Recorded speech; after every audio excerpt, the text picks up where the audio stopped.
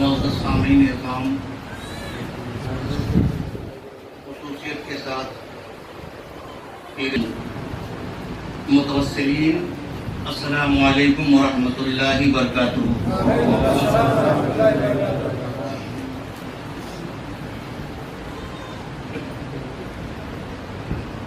بڑی مسرت کی بات یہ ہے کہ آج اس خانقاہ نوریہ میں صاحب سجادہ کے زیر اہتمام خواجہ خواجگاں عطائے رسول ہند الولی سیدنا سرکار خواجہ معین الدین چشتی حسن سنجری ثم غریب نواز رضی اللہ تعالیٰ عنہ ورضا عنا سے منسوب محفل پاک آپ حضرات نے منعقد کیا۔ جو حضرات جا سکے وہ بارگاہ خواجہ میں حاضر ہیں، اور جو نہ جا سکے کسی بنا پر، کسی عذر کے تحت، وہ جہاں جہاں ہیں وہیں سے اپنے سرکار کی بارگاہ میں، عطائے رسول کی بارگاہ میں خراج پیش کر رہے ہیں۔ الحمدللہ ثم الحمدللہ، ہم سب یہاں سے اپنے مرشد برحق سلسلہ چشتیہ کے عظیم المرتبہ شخصیت اور ہندوستان میں سلسلہ چشتیہ کے بانی خواجہ خواجگاں کی بارگاہ میں ہم سب یہاں سے اس خانقاہ کے توسل سے، پیر و مرشد کے توسل سے اپنا خراج پیش کر رہے ہیں۔ اللہ کی بارگاہ میں دعا ہے مولا قدیر ہم سب کے اس خراج کو اپنی بارگاہ سمدیت میں قبول و مقبول فرمائے۔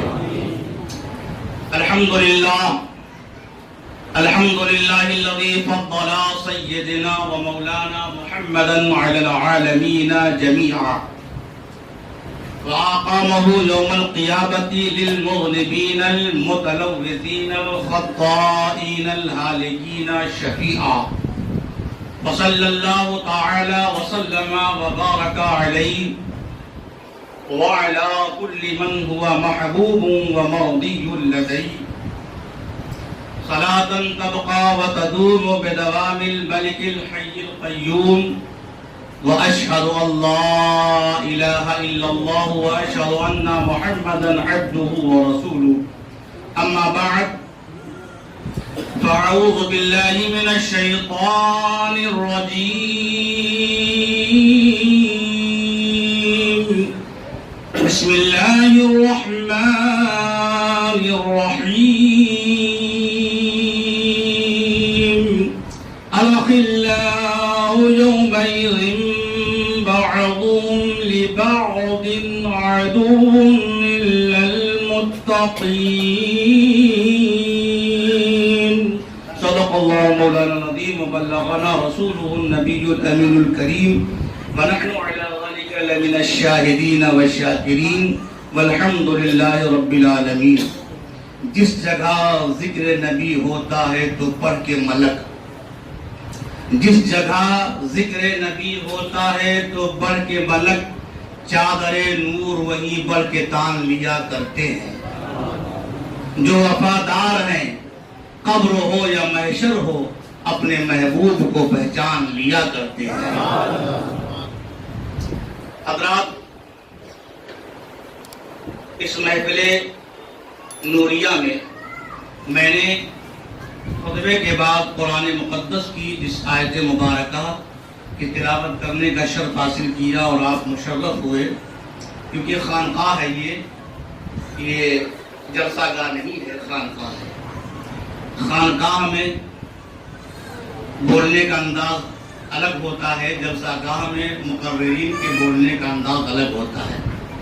اور ساتھ ہی ساتھ ایک عظیم المرتبہ شخصیت یہاں جلوہ گر ہے، اور جن کے فیض روحانی سے ہم سب مستفید ہو رہے ہیں، وہ صاحب مزار حضرت الشاہ مولانا نظر محمد شاہ رحمۃ اللہ تعالیٰ علیہ، جن کی آستانے پہ ہم حاضر ہیں. حضرات، کیونکہ ولی کا آستانہ ہے اور ولی کی موجودگی ہے.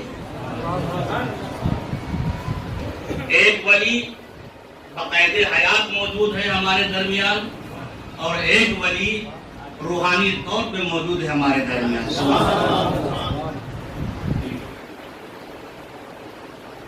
لوگوں نے اپنے اپنے طور پر ولیوں کی ڈیفینیشن کی ہے. کسی نے یہ کہا کہ ولی وہ ہے جو صاحب شریعت ہو، جس کا اعتقاد مکمل ہو.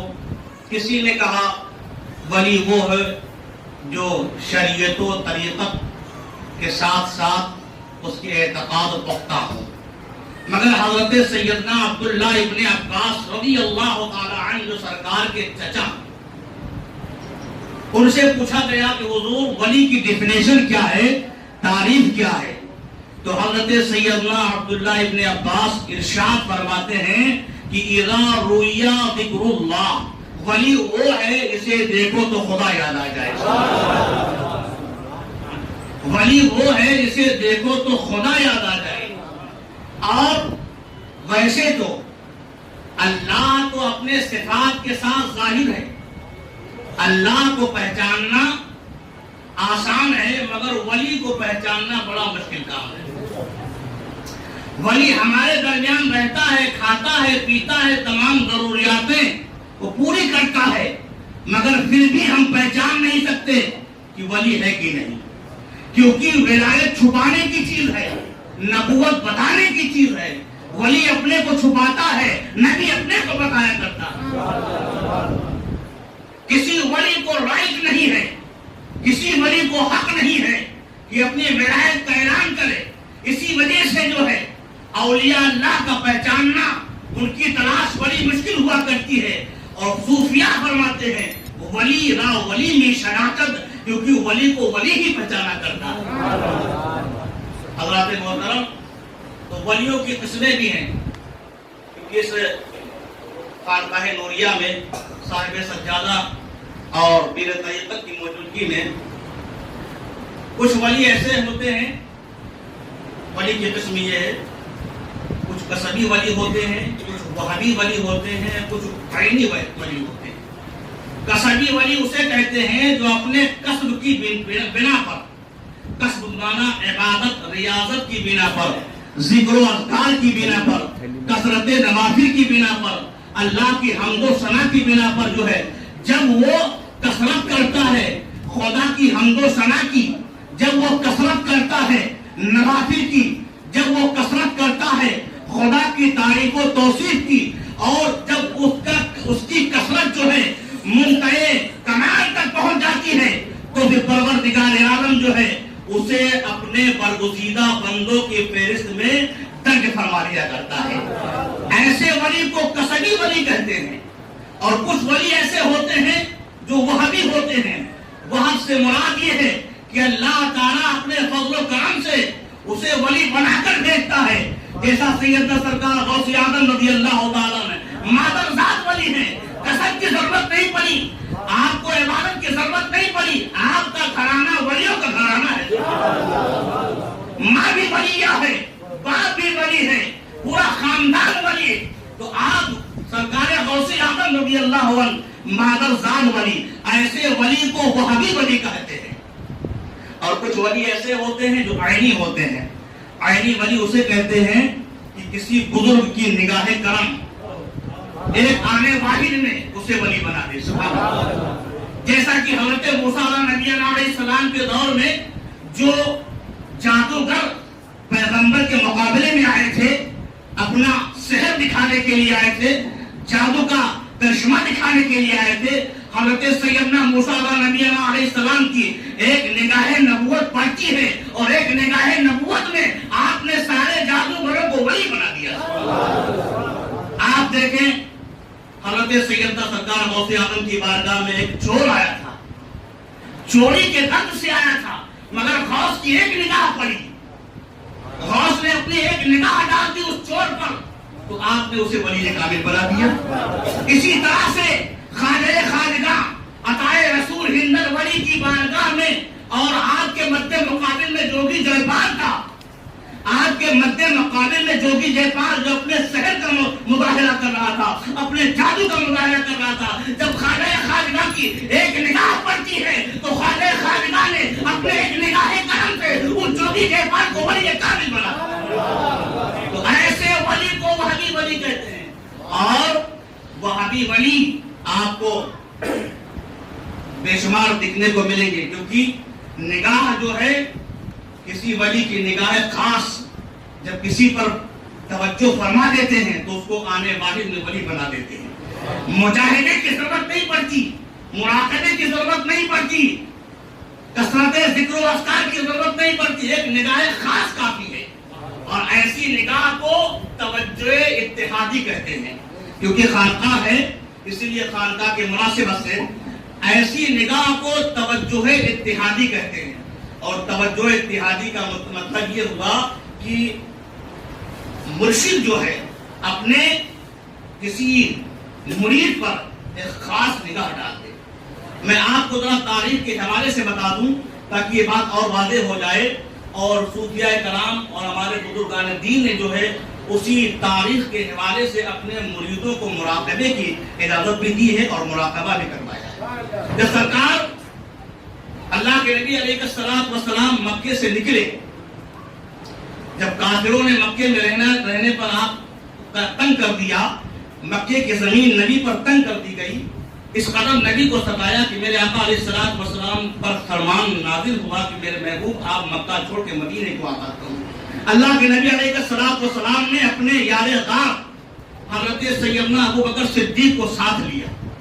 سرکار نکلے، رات کا وقت تھا، سرکار نکلے اپنے حجرے سے، اور آپ نے ایک جو ہے مٹھی جو ہے آپ نے کنکری اٹھائی، اور اٹھانے کے بعد جو کافر سرکار کے گھر کا محاصرہ کیے رات میں بیٹھے ہوئے تھے، 40 کافر 80 آنکھیں سرکار کے حجرے کو گھیر کے بیٹھے ہیں کہ نبی نکلے تو مارو، نبی نکلے تو قتل کرو۔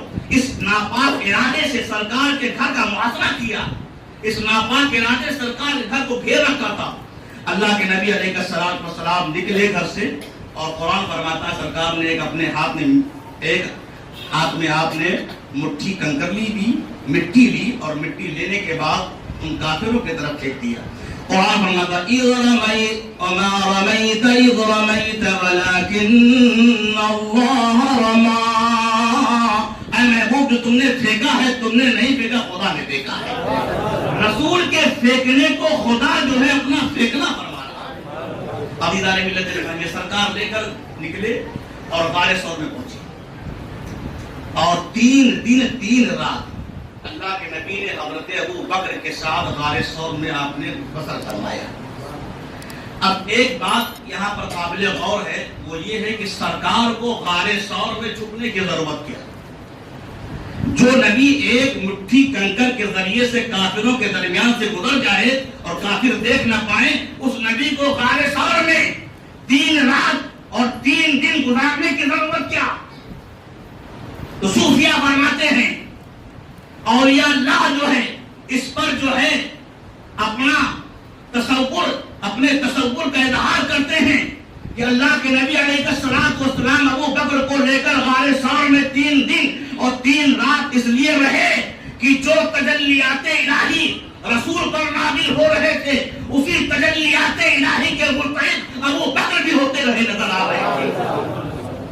جو تجلیات نبی پر نازل ہو رہے تھے، جو خصوصیات نبی پر نازل ہو رہے تھے، جو انوار و برکات نبی پر نازل ہو رہے تھے، اسی انوار و برکات و تجلیات کا حصہ ابو بکر بھی پا رہے تھے۔ اور سرکار صلی اللہ علیہ وسلم نے 3 دن اور 3 رات جو ہے اپنے نظر اتحاد کے ساتھ، اپنی نگاہ خاص کے ساتھ جو ہے ابو بکر کو سنوارا، سجایا، کیونکہ نبی جانتے تھے کہ میرے بعد جو ہے خلافت کی باغ دور جو ہے کسی اور کے ہاتھ نہیں آئے گی، ابو بکر صدیق کے ہاتھ آئے گی۔ اس لیے نبی نے سنوارا ابو بکر کو 3 دن 3 رات رکھ کر جو ہے غار ثور میں نبی نے جو ہے اتنا سنوارا، اتنا سجایا، اتنا مرصع کیا، اتنا مرقع کیا کہ امیر ملت اسلامیہ تاریخ بتاتی ہے کہ جب اللہ کے نبی علیہ السلام مدینے میں داخل ہوئے تو لوگ پہچان نہیں پا رہے تھے کہ ابو بکر کون ہے اور مصطفیٰ کون ہے۔ نعرہ تکبیر، نعرہ رسالت، موسیٰ کریم جواد، نعرہ تکبیر، نعرہ رسالت۔ سرکار نے اپنی نگاہ کرم سے جو ہے ظاہر بھی بدل دیا ابو بکر کا اور باطن بھی بدل دیا ابو بکر کا۔ اس نظر کو توجہ اتحادی کہتے ہیں۔ اور آئیے اور بڑھ کر چلیں کہ خواجہ خواجگاہ کے سلسلے کے خواجہ باقی باللہ علیہ رحمہ و رضوان، جو ان کا مزار مقدس جو ہے دلی کی سرزمین پر ہے، ہمارے خواجہ ہی کے غلام ہیں۔ آپ کا ایک نان بھائی تھا اور جو آپ کی خدمت کرتا تھا۔ ایک روز آپ کے خانقاہ میں کچھ مہمان آئے اور ایسے موقع سے آئے کہ لنگر ختم ہو چکا تھا، کھانے کا انتظام نہ تھا۔ خواجہ باقی باللہ علیہ رحمہ و رضوان نے اپنے مرید خاص سے فرمایا دیکھو لنگر خانے میں کچھ ہے؟ اس نے کہا حضور لنگر خانے میں کھانا ختم ہو چکا ہے۔ تو نان بھائی جو سرکار کا مرید بھی تھا، عاشق بھی تھا۔ عاشق میں کیسے ہوتے ہیں؟ عاشق ہونا الگ ہے، محبوب ہونا الگ ہے۔ عاشق اور محبوب میں بڑا فرق ہے، کیونکہ جب کوئی انسان کسی سے محبت کرتا ہے تو محبت کرنے والا اپنا بھی خیال رکھتا ہے اور سامنے والے کا بھی خیال رکھتا ہے، مگر جب کسی سے کوئی عشق کرتا ہے تو عاشق اپنا خیال بھول جاتا ہے، صرف سامنے والے کا خیال رہتا ہے، محبوب کا خیال رکھتا ہے، اپنا خیال بھول جاتا ہے۔ اس نان بھائی کو خبر ملی کہ کھانا ختم ہو چکا ہے، اس نے کھانے کا انتظام کیا اور اس کے بعد جو ہے بغیر کہے سرکار کے اس نے مہمانوں کی خدمت گزاری کی، کھانا کھلایا۔ کھانا کھلانے کے بعد مہمان کھا کے فارغ ہو گئے۔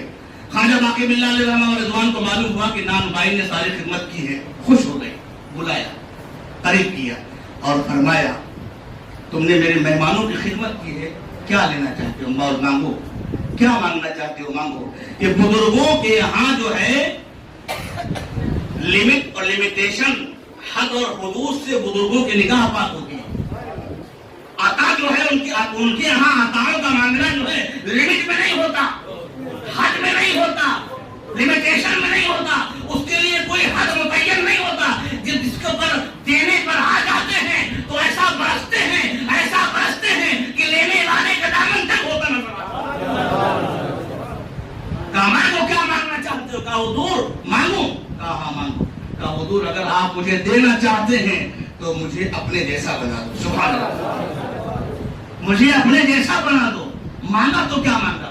کہا حضور مجھے اپنے جیسا بنا دو۔ کیونکہ آپ اندازہ لگائیے، کیونکہ وہ ولایت جو خواجہ باقی باللہ کو ہزاروں مراقبے، ہزاروں مجاہدے، نہ جانے کتنے دفعہ انہوں نے اللہ کی سر کو لگا کر نہ جانے کتنے مرتبہ اللہ کو راضی کر کے انہوں نے اس کو پایا تھا. وہ تمام کی تمام چیزیں جو ہے وہ باقی وہ جو نام بھائی ایک آنے واحد میں لینا چاہ رہا ہے, ایک آنے واحد میں لینا چاہ رہا ہے. خواجہ باقی باللہ علیہ رحمہ و رضوان نے فرمایا بیٹا کچھ اور مانگو. کہا حضور میرا صرف سوال یہ ہے کہ آپ مجھے اپنے جیسا بنا دو. اب شاعر کا سوال سخی رد کیسے کرے؟ ارے وہ تو خواجہ باقی باللہ خواجہ غریب نواز کے نظام کتنے خلفاء کے بعد ان کا نمبر آتا ہے.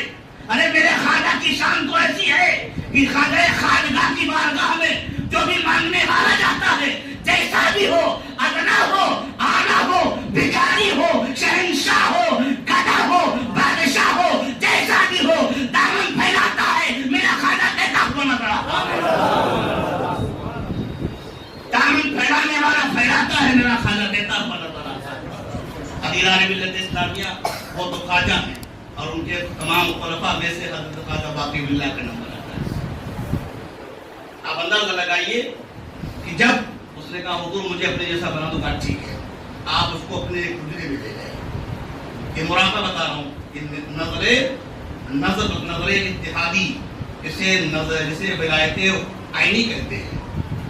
اسی لیے تمام اولیاء اللہ کا یہ طریقہ اور وسیلہ رہا ہے کہ اپنے کسی مرید کو کچھ دینا چاہتے ہیں تو پہلے مراقبہ کرواتے ہیں.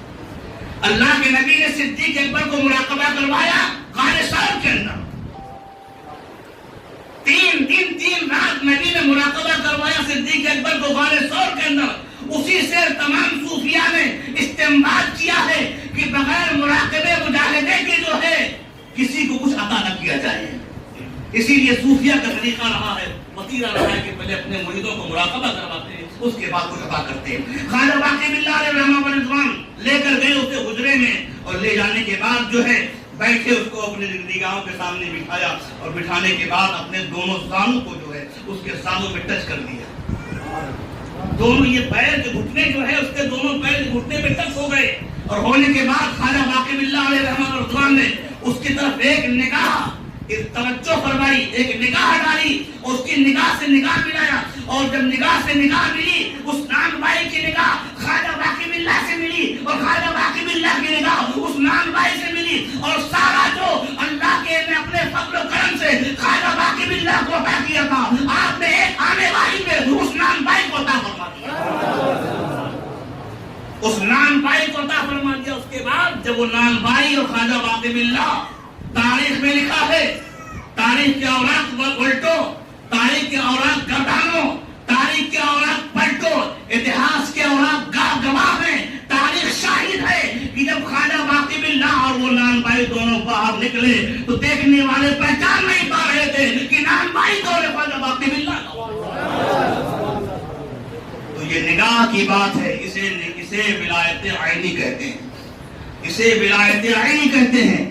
سرکار غریب نواز رضی اللہ عنہ کی نگاہ کا یہ عالم تھا کہ آپ کی بارگاہ میں جو بھی آتا اگر آپ اس پہ توجہ فرما دیتے تو جو بھی جیپال جو سرکار کے مقابل میں آیا تھا آپ نے ولی کامل بنا دیا. اور آپ ایک بات اور آپ کو عرض کر دوں کہ سرکار غریب نواز ہندوستان میں, کیونکہ ملتان بھی ہندوستان کا حصہ تھا, ملتان بھی ہندوستان کا حصہ تھا, سندھ بھی ہندوستان کا حصہ تھا. ابھی تو سندھ باہر ہو گیا, انڈیا میں نہیں رہ گیا. سندھ بھی ہندوستان کا حصہ تھا, ملتان بھی ہندوستان کا حصہ تھا, اور پنجاب تو ہندوستان کا حصہ بھی ہے.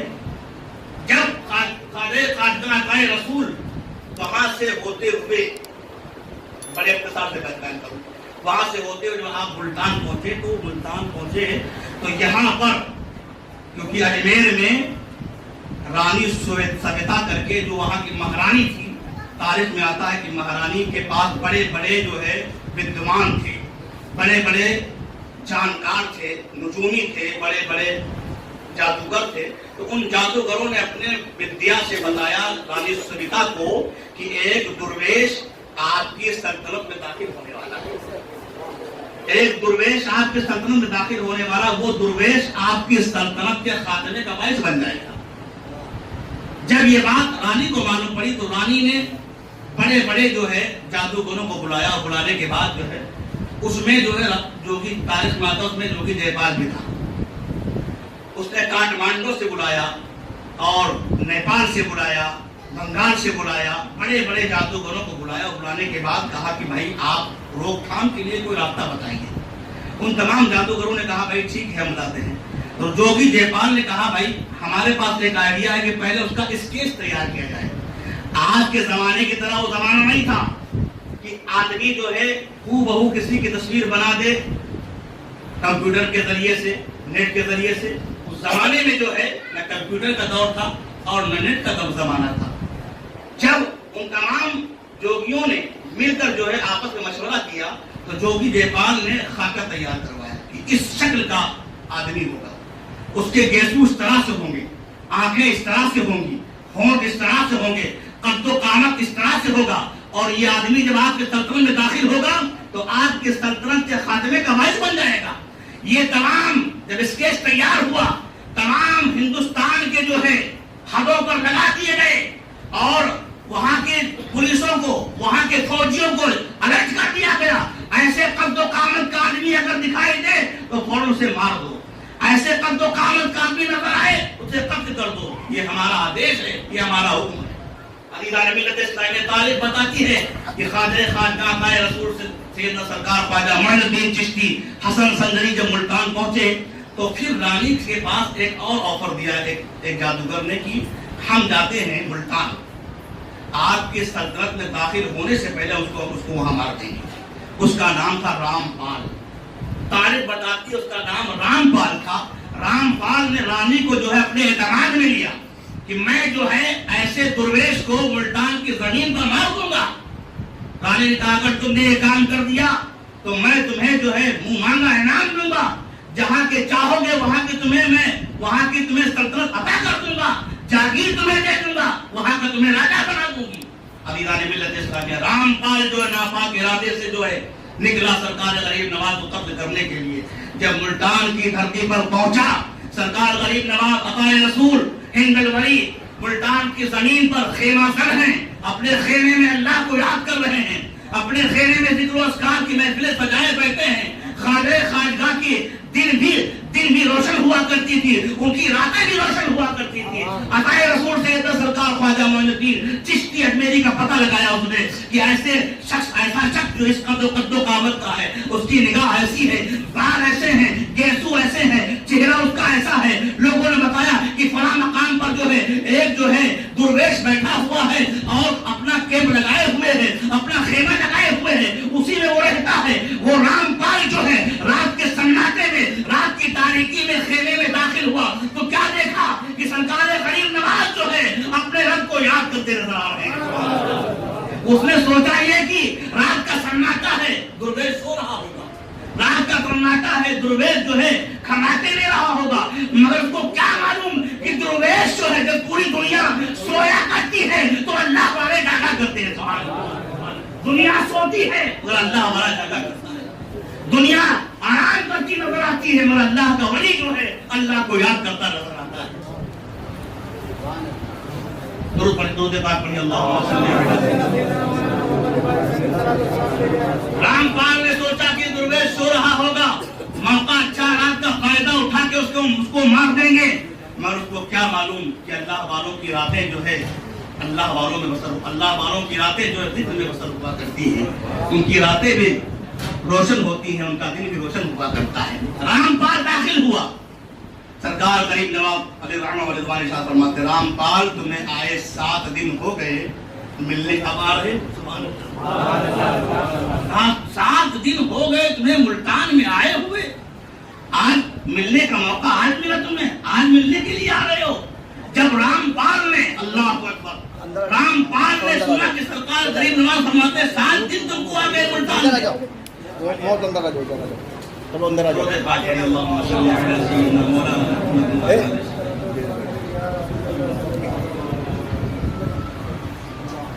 حضرات محترم, رام پال سے سرکار نے فرمایا آپ کو 7 دن ہو گئے آئے ہوئے ملتان میں, ملنے کے لیے آ جا رہے ہو. اتنا سننا تھا. آپ نے فرمایا کہ رام پال اپنا خنجر نکالو, جس کام کے لیے آئے ہو اپنا کام پورا کرو.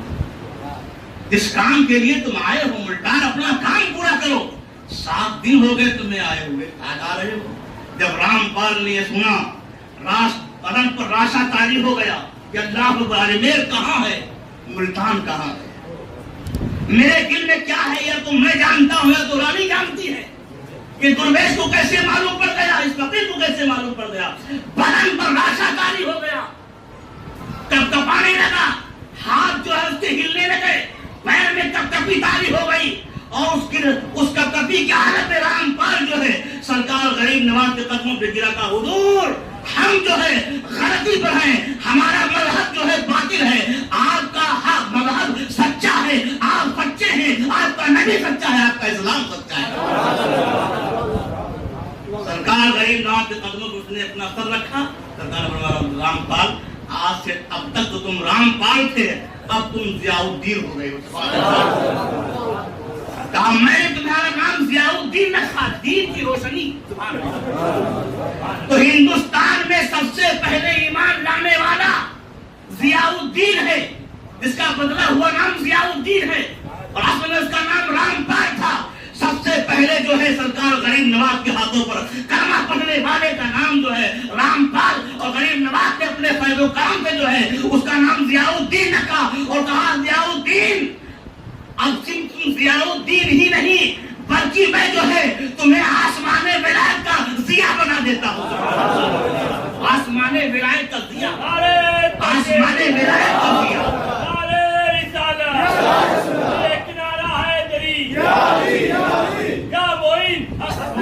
آسمان ولایت کا ضیاء، ولایت کے آسمان کی روشنی. کہا میں تمہیں جو ہے ولایت کے آسمان کی روشنی بناتا ہوں. سرکار غریب نواز نے ایک نگاہ ڈالی جو ہے اسے ولی کامل بنا دیا. اس ولایت کو ولایت عینی کہتے ہیں، جو ایک نگاہ واحد میں ولی سے ولی بنا دے.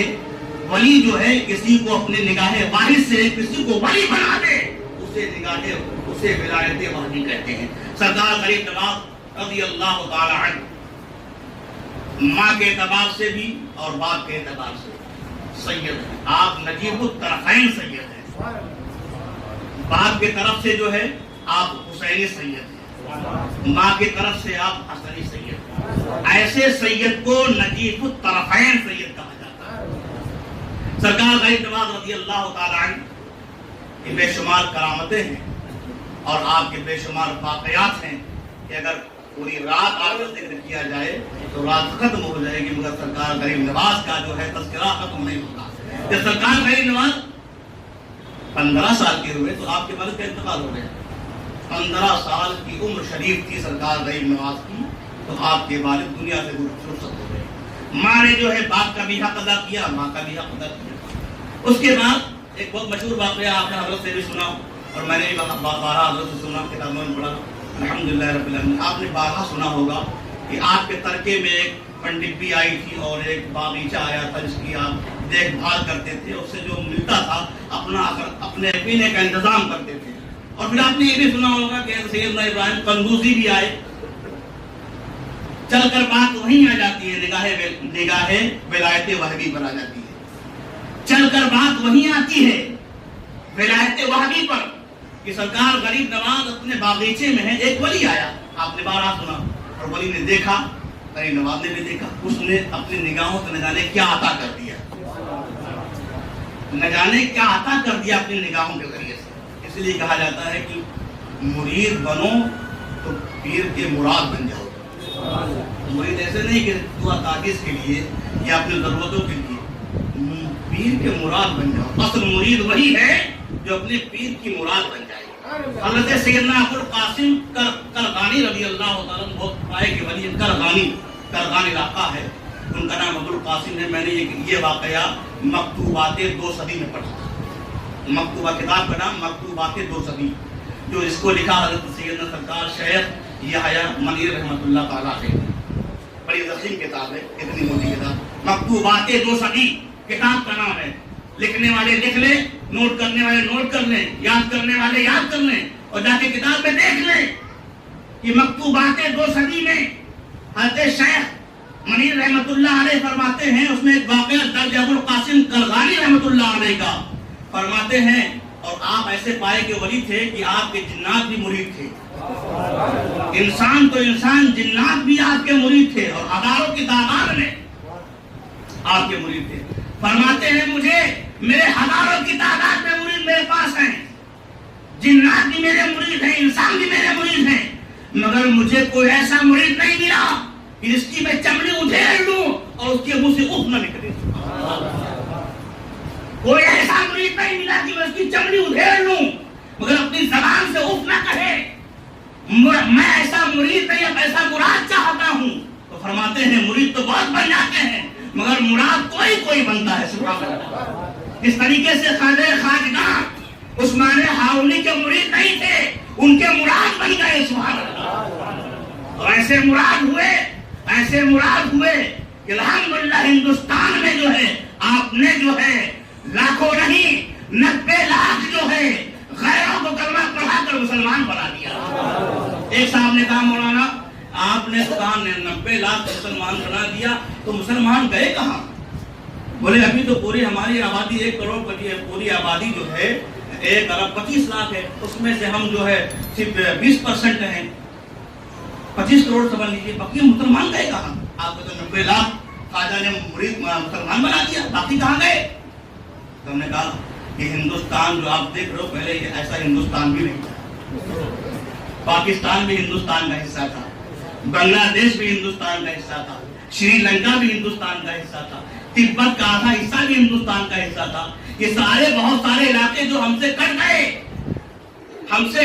پہلے ہندوستان کی شکل شیر کی طرح تھی, اس کا نقشہ جو ہے شیر کے مانند تھا.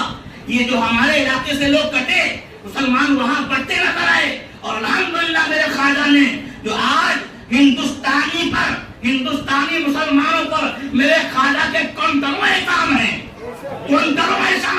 کوئی ہندوستانی اپنی گردن اٹھا کر یہ نہیں کہہ سکتا کہ مجھ پر خواجہ کا احسان نہیں ہے, کیونکہ اگر آپ دیکھیں گے تو آپ کے دادا پردادا لکڑ دادا شکر دادا نہ کتنے زیادہ آپ کے بعد جو ہے آپ کا نمبر آیا ہوگا. اور سرکار غریب نواز کے وہ لوگ جو ہے انہوں نے جا کر کلمہ پڑھا تو ہم مسلمان ہو گئے. ہماری نسلیں جو ہے خواجہ کے احسان مند ہے.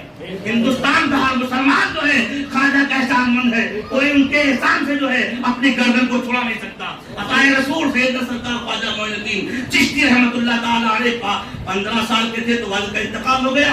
اس کے بعد انہوں نے آپ کو پڑھایا لکھایا. اس کے بعد تربیت تھوڑی مکمل تربیت ہوئی اور پھر واقعہ وہ کہ بزرگ آئے اور انہوں نے کچھ چبا کر کھلا دیا اپنے منہ سے نکال کر. اسی لیے کہا گیا کہ بزرگوں کا دیا ہوا تبرک بھی نہ جانے کیا کام کر جائے. ہم اسی بات سے جو ہے اسی لیے صوفیاء کرام جو ہے اپنے مریدوں کو یا اپنے چاہنے والوں کو جھوٹا دیتے ہیں. ان کے جھوٹ کو جھوٹ نہ سمجھو, نہ جانے وہ جھوٹ میں کیا دے رہے ہیں, کون سی نعمت تمہیں دے رہے ہیں, کون سا پیارا تمہیں پلا رہے ہیں, کون سا تمہیں جان دے رہے ہیں. یہ معرفت کی کا رنگ جو ہے, معرفت کا راستہ جو ہے اور معرفت کا طریقہ جو ہے ہر ایک کے سمجھ میں نہیں آتا. کوئی سمجھتا ہے جھوٹا ہوا مجھے دے رہے ہیں. خواجہ خواجگاہ کو جو ہے ابراہیم قندوزی نے اپنی گٹری سے نکالا, ایک سوکھی ہوئی روٹی نکالا, چبایا, منہ میں رکھا اور نکال کر خواجہ کو عطا فرما دیا. خواجہ نے جب کھا لیا تو آپ کے نگاہیں روشن ہو گئی, دل روشن ہو گیا, ذہن روشن ہو گیا. پھر آپ کا دل جو ہے دنیا سے اجاڑ ہونے لگا. آپ ماں کے پاس آئے, کہا میری ماں میں پڑھنا چاہتا ہوں. کہا بیٹا کہاں جاؤ؟ کہا میں سمرقند جاؤں گا. اس وقت سمرقند کا علاقہ جو ہے علم و فضل کا علاقہ تھا. بڑے بڑے جید قسم کے عالم سمرقند میں جو ہے علم حدیث اور علم قرآن پڑھاتے ہوئے نظر آ رہے تھے. سمرقند کے علاقے میں سرکار غریب نواز پہنچے. آج کے زمانے میں جو ہے ٹرین ریل کی کوئی وجود نہ تھا. پیدل سفر غریب نواز نے فرمایا. گھوڑا بھی نہیں تھا, کچر بھی نہیں تھا, ارے اونٹ بھی نہیں تھا آپ کے پاس کہ آپ جو ہے اونٹ پر سوار ہو کر جاتے, خچر پر بیٹھ کر جاتے, گھوڑے پہ سوار ہو کر جاتے. خواجہ خواجگاہ اپنے علاقے سیستان سے سمجھن سے نکلے پیدل, اور آپ نے سمرقند تک کا سفر جو ہے پیدل آپ نے طے فرمایا. جب سمرقند پہنچے سرکار غریب نواز تو حضرت سیدنا سرکار مولانا شرف الدین رحمۃ اللہ تعالی علیہ بڑے جید قسم کے عالم دین تھے.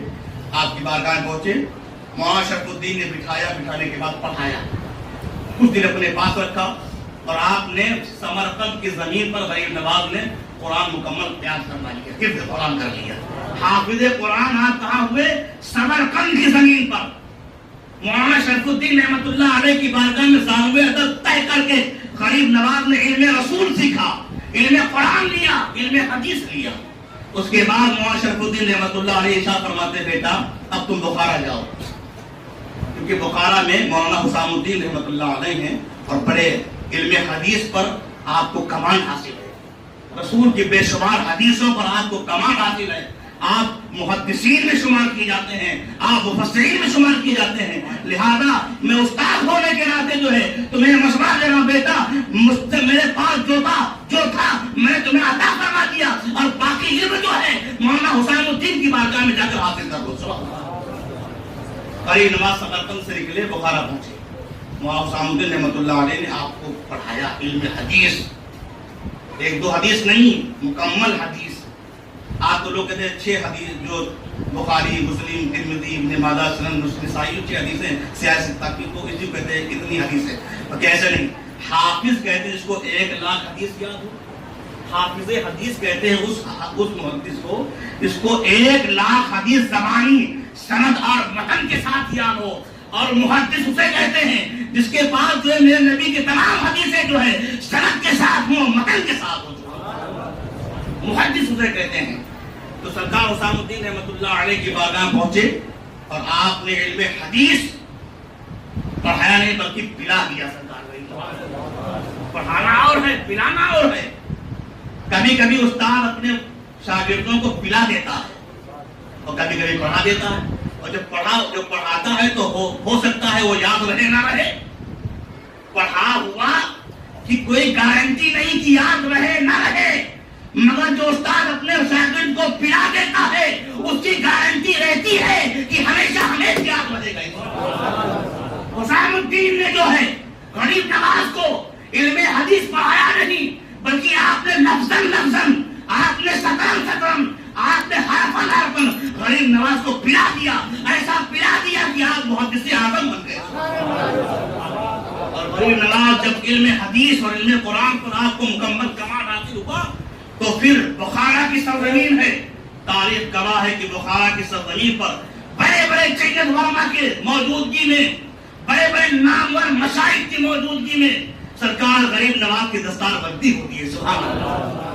سرکار آج ہمارے بھی مدرسوں میں دستار بندی ہوتی ہے بچوں کی، کہ بچے عالم بن جاتے ہیں، قاری بن جاتے ہیں. الحمدللہ میرا ادارہ برکاتیہ گلشن نگر جوگیشوری ویسٹ میں بڑا ادارہ ہے جس میں شعبہ حفظ ہے، شعبہ قرأت ہے، شعبہ عالمیت و فضیلت ہے. اس میں بھی الحمدللہ ابھی 21 تاریخ کو ہمارے یہاں دستار بندی ہے. اس میں 22 بچوں کی دستار بندی ہوگی، اس میں حافظ بھی ہوں گے، قاری بھی ہوں گے اور مولانا بھی ہوں گے. تو سرکار غریب نواز رضی اللہ عنہ کی دستار بندی بخارا کی سرزمین پر نامور مشائخ اور علماء کی موجودگی بھی ہوتی ہے. اس کے بعد جب عالم بن گئے، فاضل بن گئے، تو اب اس کے بعد ایک کامل کی تلاش ہے. عالم بننا اور ہے، کامل بننا اور ہے. عالم کے اندر انا ہے اور کامل کے اندر ثنا ہے. سبحان اللہ. عالم کے اندر انا ہوتی ہے، اسی انا کو فنا کرنے کے لیے جو ہے غریب نواز نے جو ہے کامل کی تلاش شروع فرما دی تاکہ میرے اندر کا جو انا ہے وہ فنا ہو جائے. اور جب میں فنا ہو جاؤں گا تو فنا فی اللہ ہو جاؤں گا، فنا فی رسول بن جاؤں گا. سبحان اللہ. اس انا کو فنا کرنے کے لیے نکلے اور ملے کس کو؟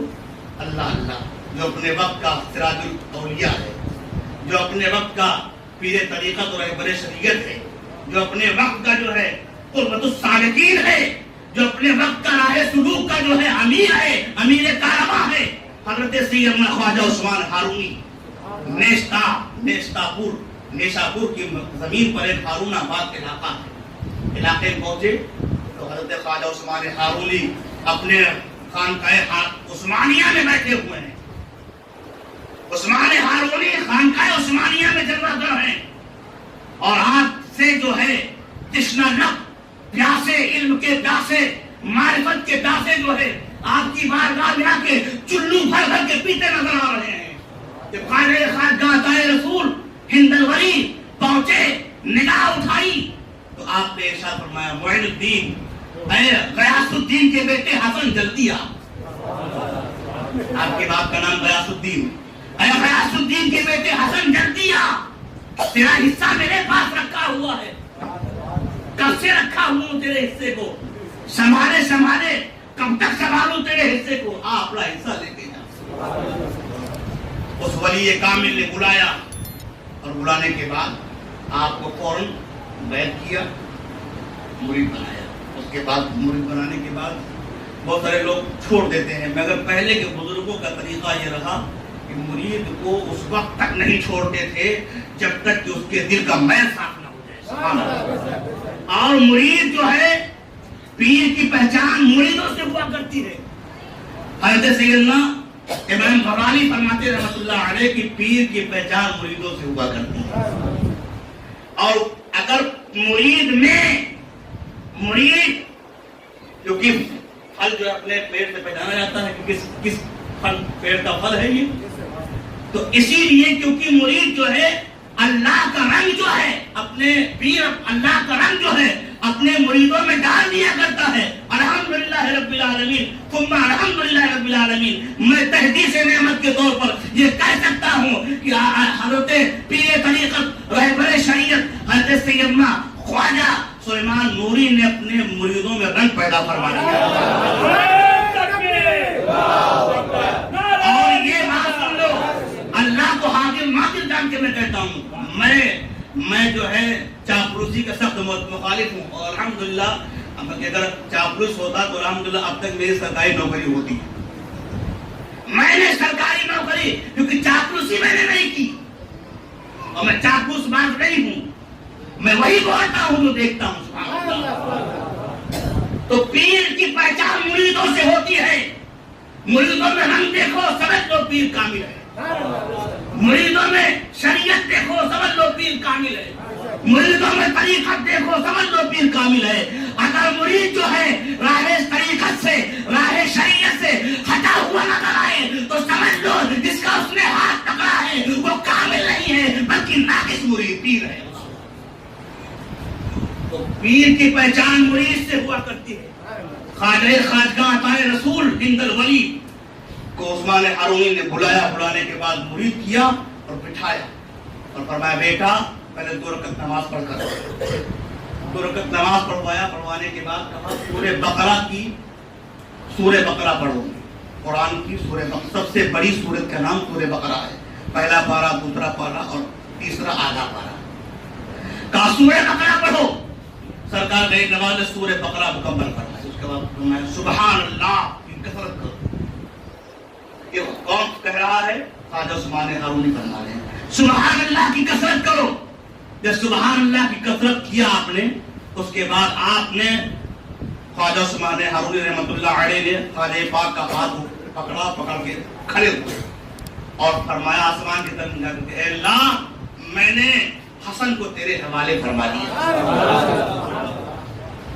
हसन को मैं तेरे हवाले फरमा दिया। उसके बाद कहा बेटा हमारे सिलसिले का तरीका है 1000 मरतबा सूरह इखलास की तिलावत करो। सरकार गरीब नवाज ने 1000 मरतबा सूरह इखलास पढ़ते रहे यहाँ तक के मुकम्मल फरमा दिया। उसके बाद कहा बेटा एक शब, एक दिन और एक रात मुकम्मल करो, एक दिन और एक रात मुकम्मल करो। आपने एक हुजरा दिया, ख्वाजा उस्मान ने एक हुजरा दिया। सरकार गरीब नवाज को अंदर किया, हुजरे के अंदर कहा बेटा मेरे बुजुर्गों का तरीका है और हमारे सिलसिले का तरीका वतीरा यही है कि एक दिन और एक रात जो है इसी सूरह इखलास की कसरत करते रहो। ख्वाजा ने जो है हुजरे के अंदर जाकर जो है अपने पीर के बताए हुए तरीके पर अमल करते रहे। एक रात गुजार दिया, एक दिन गुजार दिया। सुबह हुई, सरकार उस्मान हारून रहमतुल्लाह अलैह तशरीफ लाए और लाने के बाद इरशाद में बेटा ऊपर निगाह करो। ऊपर निगाह क्या देखा? कहा मैंने अर्श आज़म देख लिया। कहा नीचे निगाह करो, क्या देखा? कहा मैंने तहतुस सरा देख लिया।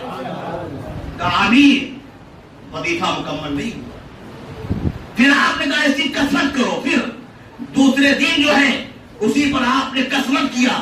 दूसरा दिन आया और आने के बाद फिर आपने कहा बेटा ये बताओ, अपने निगाह के सामने आपको किया और करने के बाद जैसा बताया मैंने कि अपने दोनों घुटनों को ख्वाजा गरीब नवाज ने अपने दोनों घुटनों को अपने पीर के घुटने से मिला लिया, आंखों से आंख मिलाई, निगाह मिला लिया। तसव्वुर करो اس پیر کا تصور کرو, اس مرید کا تصور کرو کہ پیر بھی کامل ہو رہا ہے, پیر بھی کامل ہے اور مرید بھی کامل ہوتا نظر آ رہا ہے. اپنے دونوں گھٹنوں کو سرکار غریب نواز نے اپنے پیر کے گھٹنے سے ملایا اور نگاہ بھر کر خواجہ عثمان ہارونی نے ان کو دیکھا اور خواجہ غریب نواز نے نگاہ بھر کر اپنے پیر کو دیکھا. اس کے بعد خواجہ عثمان ہارونی رحمۃ اللہ علیہ نے اپنے دونوں انگلی کا اشارہ فرمایا, کہا بیٹا کیا دیکھ رہے ہو؟ کہا حضور میں ان دونوں انگلیوں کے بیچ میں 18,000 عالم دیکھ رہا ہوں. 18,000 عالم دیکھ رہا ہوں. اللہ نے 18,000 عالم پیدا فرمائے. ایسی یہی دنیا نہیں ہے بلکہ اور بھی دنیا ہے جس کو ہم جانتے نہیں ہیں. 18,000 اللہ نے عالم پیدا فرمایا. کہا حضور آپ کے ان دونوں انگلیوں کے درمیان جو ہے میں 18,000 عالم دیکھ رہا ہوں. معلوم یہ ہوا کہ خواجہ خواجگاہ عطائے رسول ہند الولی کے نگاہ سے جب 18,000 عالم پوشیدہ نہیں ہے تو میرے مصطفیٰ سے پوری کائنات پوشیدہ نہیں ہے.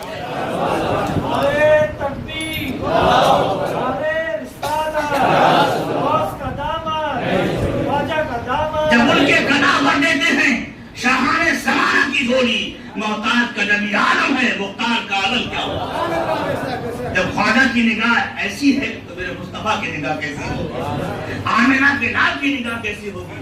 مدنی تاجدار کی نگاہ کیسی ہوگی؟ جو لوگ کہتے ہیں نبی کو علم غیب نہیں تھا, علم غیب کا انکار کرتے ہیں. ارے خواجہ کی بارگاہ میں جائیں اور خواجہ کو دیکھیں کہ میرے خواجہ سے کوئی چیز چھپی نہیں ہے. ارے خواجہ کیا غوث اعظم فرماتے ہیں نظر تو الہ بلاد اللہ جمعہ خردرتی اللہ حکم اتصالی, میں دنیا کو اپنی ہتھیلی پر رائے کے دانے کے برابر دیکھتا ہوں. جب ان کی اولادوں کا یہ عالم ہے, ان کے نظر کردہ پروردہ کا یہ عالم ہے, اور خواجہ غریب نواز کا نمبر نہ جانے کتنے نمبر کے بعد آتا ہے, کیونکہ امام حسن ہے, اس کے بعد زین العابدین, ان کے بعد نہ جانے کتنے نمبر کے بعد غریب نواز کا نمبر آتا ہے. جب ان کے بیٹے کے بیٹے کے بیٹے کے بیٹے کے بیٹے کا یہ عالم ہے تو مصطفیٰ کا عالم کیا ہوگا؟ اور ایک بہت مشہور واقعہ تو آپ نے دیکھا ہوگا کہ آج وہ اعتراض کرتے ہیں کہ خواجہ غریب نواز رضی اللہ عنہ تو بہرحال کسی کو کچھ نہیں دے سکتے, وہ تو خود ہی محترمات اللہ سنما. میں بتاؤں آپ کو, اعلیٰ حضرت عظیم البرکت کے والد گرامی مولانا نقی احمد رضا خان, ان کے والد کا نام مولانا نقی رحمۃ اللہ علیہ, فرماتے ہیں کہ اپنی کتاب میں لکھتے ہیں کہ ہندوستان میں ایک ایسی جگہ ہے, انہوں نے درج کیا کہ کعبے کے اندر دعا کرو دعا قبول ہوتی ہے, میراب رحمت پہ جاؤ دعا قبول, حضرت کو چومو دعا قبول, مقام ابراہیم پہ جاؤ دعا قبول, اور آپ نے فرمایا کہ صفا ہے مروہ ہے یہاں جاؤ دعا قبول. آپ نے جو ہے بہت سارے مقامات کا نام نوٹ کیا ہے اور درج کیا اپنی کتاب میں. اسی میں جہاں پر خانہ کعبہ کا ذکر ہے, جہاں میراب رحمت کا ذکر ہے, جہاں مقام ابراہیم کا ذکر ہے, جہاں صفا مروہ کا ذکر ہے, جہاں مزدلفہ مینا عرفات کا ذکر ہے, اسی لسٹ میں جو ہے مولانا نقی رحمت اللہ لکھتے ہیں کہ ہندوستان میں ایک ایسی زمین ہے جہاں سے ماننے والا کبھی خالی نہیں آتا. یہ میں نہیں کہہ رہا ہوں, یہ آج کا مولانا نہیں کہہ رہا ہے, یہ مولانا نقی احمد رضا خان کے والد گرامی کہہ رہے ہیں, مولانا احمد رضا کے والد کہہ رہے ہیں, اعلیٰ حضرت کے والد کہہ رہے ہیں کہ ہندوستان میں ایک ایسی جگہ ہے, وہ جگہ اجمیر کی ہے, اور وہ جگہ میرے خواجہ کا در ہے جہاں مانگنے والا جاتا ہے تو جب اپنے دامن کو پھیلاتا ہے میرا خواجہ دیتا ہوا نظر آتا ہے. اللہ دیکھ رہے, معلوم یہ ہوگا کہ خواجہ کی زمین جو ہے مستجاب الدعوات زمین ہے.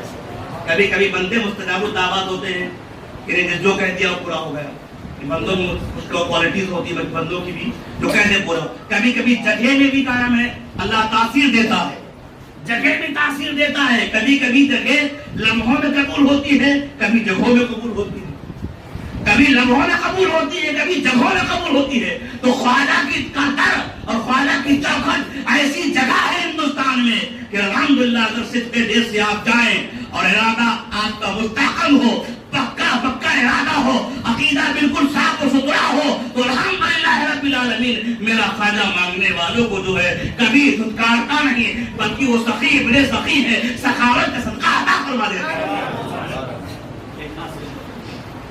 حضرات محترم آئیے درود پاک پڑھ لیجیے. اللہم صلی علی سیدنا مولانا بارک وسلم صلاۃ و سلام علیک یا رسول اللہ صلی اللہ علیہ وسلم.